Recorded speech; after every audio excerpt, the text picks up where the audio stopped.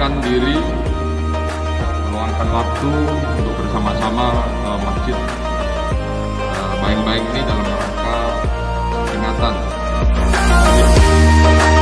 Nabi besar Muhammad SAW. Mudah-mudahan kegiatan ini berjalan dengan lancar.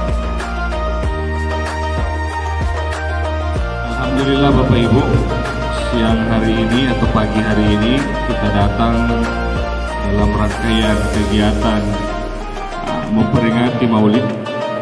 Tulisannya di atas itu peringatan.